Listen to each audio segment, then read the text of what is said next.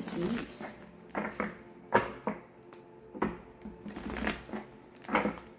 This is a Pisces Sun, Moon, Rising, and Venus collective reading for the month of June. For your personal reading, kindly send me a direct message. Kamusta mga Pisces? Kamusta? Anong meron? Anong bago? Anong paulit-ulit na ginagawa? This is a Pisces Sun, Moon, Rising, and Venus collective reading for the month of June. Collective energy ng mga Pisces, please. Collective energy ng mga Pisces. Collective energy ng mga Pisces. Paalala, ang nag-iisang account na Mystic Siren ay kay Angeles 11. Any messages coming from a different account, hindi po ako yun. Mag-ingat sa scammers, Pisces. Collective energy, pasok sa barana. Let's see. Okie dokie. May nakita akong family energy and about money, big blessings, maraming iniisip na long-term goals pagdating sa family, mga taong mahal mo. Pisces, the devil card. Bisyo, bawal na pag-ibig, toxicity, pride, and ego. You're trying to avoid conflict because it feels like you're dealing with a very toxic person. Maraming nangyaring betrayal, backstabbing energy sa connection na to. But it feels like you acknowledge na very strongly connected ka with this person. Sabi mo, soulmate mo to eh. Maraming naging plano, nagkaroon ng away-bate. There is a masculine in this connection na gustong bumalik sa isang soulmate energy. Someone that he feels strongly connected with. Sabi niya, soulmate niya to eh.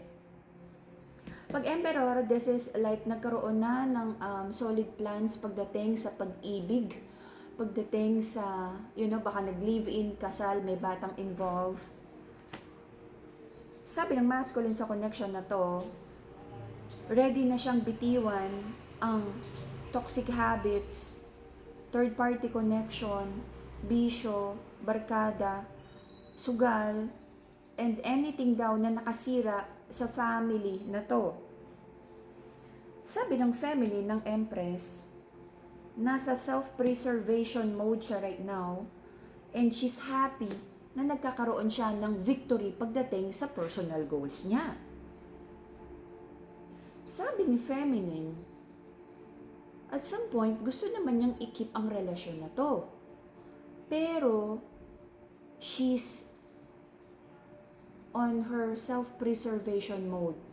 Kung babalik lang daw si masculine at may dalang sakit ng ulo, hindi niya gusto ng reconnection.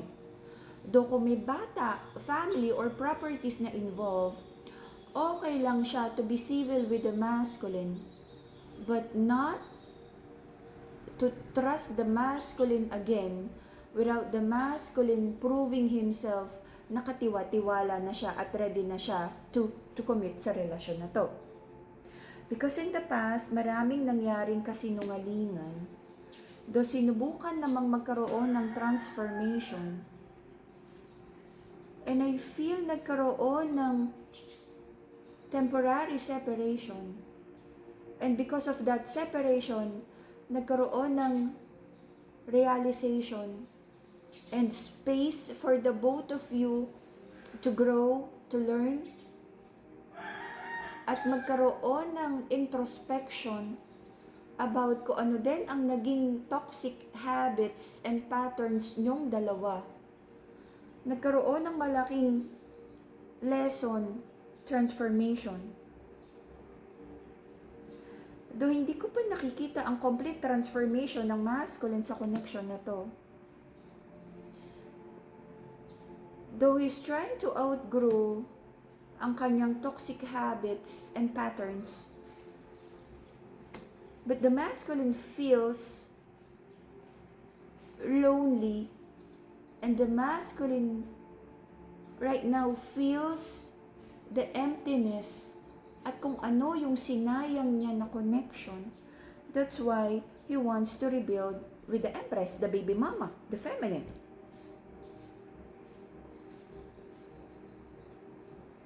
There is an energy of like sincere na daw, di umano, na magbibigay ng hard work and effort sa relasyon na to. But sobra nang nasira yung tiwala sa relasyon because napakarami ng broken promises. But it feels like the masculine is offering his apology and love sa feminine because he feels lonely and empty right now. Because nakita na niya kung paano naging patient and loving and forgiving si baby mama sa kanya.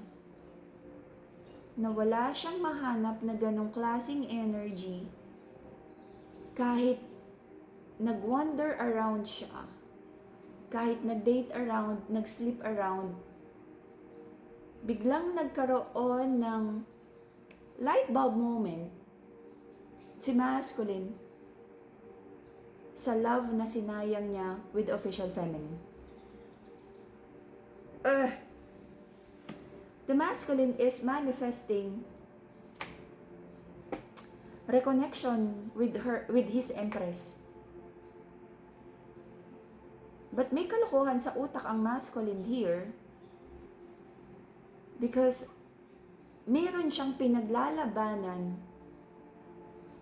na sabihin natin na the masculine is fighting his own demons.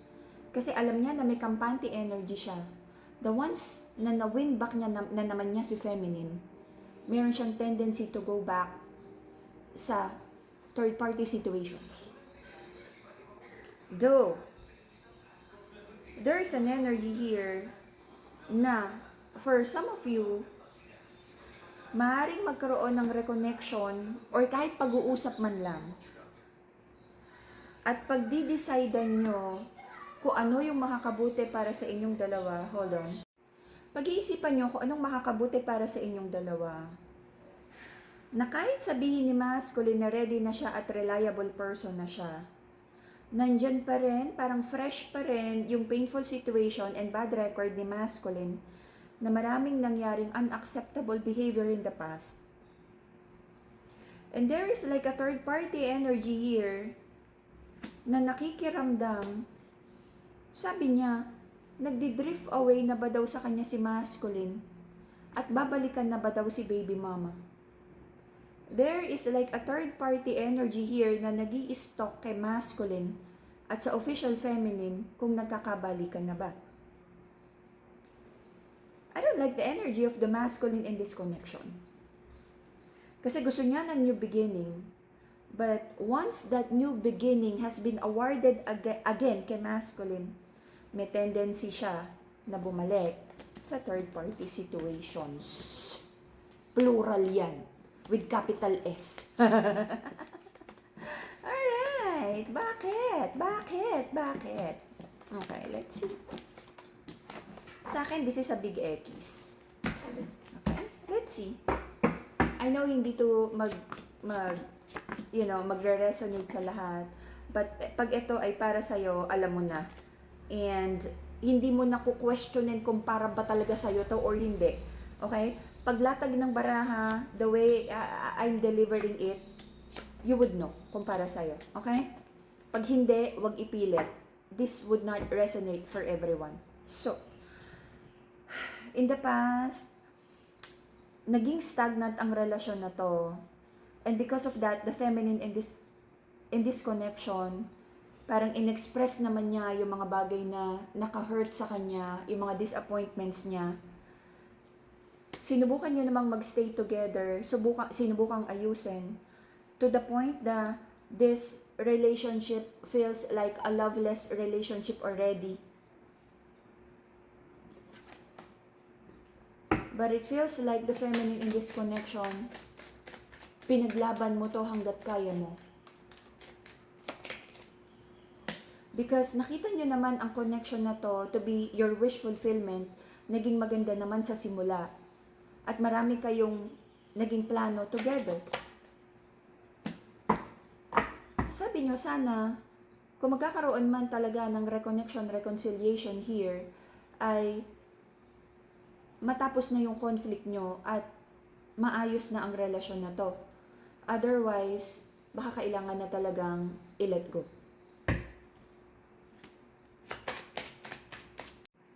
Right now, ang energy ng ating mga Pisces, especially sa side ng feminine, you're trying to, for some of you, you're trying to emotionally detach, emotionally walk away from the situation. Ito yung tinatawag nating emotional divorce, okay?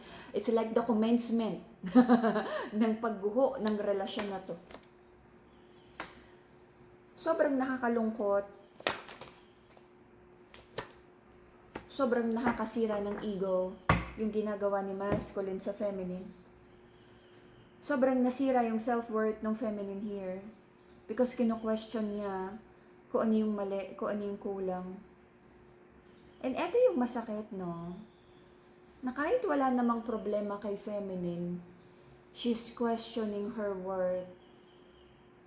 Ano ba yung nagustuhan ni masculine sa third party? At kung ano ba yung mga nagustuhan ni masculine sa mga ini-entertain niyang multiple third party connections? Ano yung kulang? Yun yung masakit, no? Ano yung kulang sa'yo? Pero ang totoo, wala namang kulang sa'yo, feminine. The masculine is just like fighting his own demons, his lustful demons, his insecurities, na nag-e-extract siya ng external validation from multiple sexual partners for him to feel confident and secure about himself. Very shallow, very shallow confidence. There's also someone in this connection na parang nagkakaroon ng karma, and this is like a loss of money. Sobrang nalulungkot.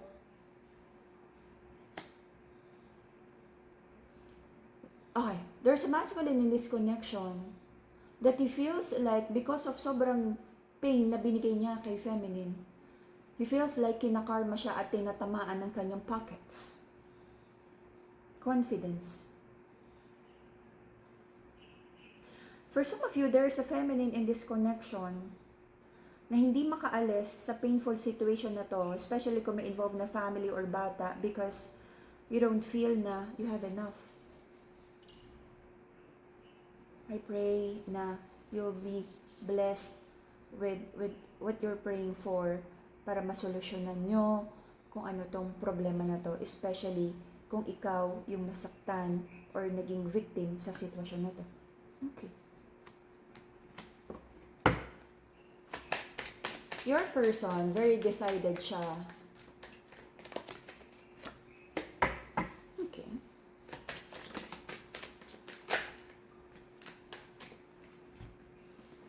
There is a decision here. Okay. I feel this is on the side of the masculine. Parang nagkaroon siya bigla ng decision na ipaglaban at i-rebuild ang relasyon na to. Na magkaroon ng victory at magkaroon ng effort at ipaglaban ang pangako sa pag-ibig, ang kasal, engagement na to. Gusto pa ba ni feminine? Case to case, bahala ka. Decision mo yan, okay? You are creating your own destiny and future, okay? But it feels like merong doubts. May doubts ang feminine kung mapagkakatiwalaan ba si masculine. May doubt si masculine kung magkakaintindihan ba kayo or willing pa ba si feminine na tanggapin ang apology and reconnection na to. Because sabi ni masculine gusto niya ng victory. But sabi ni feminine, kung babalik si masculine, of course gusto din niya ng victory na magkaroon na ng sincere apology and change behavior and like na matanggal na yung mga bagay na hurtful sa relasyon na to. So definitely, may pag-uusap, reconnection, attempted reconciliation, trying to fix things, trying to rekindle the promise of love, trying to patch things up. Pero ang tanong, gaano ba ka-committed si masculine? So ibig sabihin, yung success rate ng reconnection na to for those of you na gusto pang makipag-reconnect ay na kay masculine, okay? Kasi si feminine parang nag-iintay lang siya ng sincere promise of love. Ngayon, in the next 3 months until the end of September, it feels like napakarami pa rin confusion sa relasyon na to because the feminine in this connection would would like observe kung tinutupad na ni masculine yung mga pangako niya, kung may change behavior na ba. But it feels like mukhang hindi pa. Mukhang meron pang tinatawid si masculine na maturity about this relationship. But the masculine would be very, sabihin natin, patient, no? Sa panunuyo kay feminine. And may energy dito na hindi, for most of you, no, na parang there's like an icky energy already na parang, please lang, wag mo akong kausapin. Please lang, alam ko na yung paandar na yan, hindi na ako willing maniwala. But for some of you, mag-o-observe kung talagang nagbago na. For most, hindi pa nagbago si masculine, but for a little, for a little population, it feels like magkakasundo eventually. Though hindi madali na ayusin to, but ilalaban nyo pa rin. Hindi madaling mag-heal. Sobrang daming hurtful situation na nangyari sa sitwasyon na to. For most of you,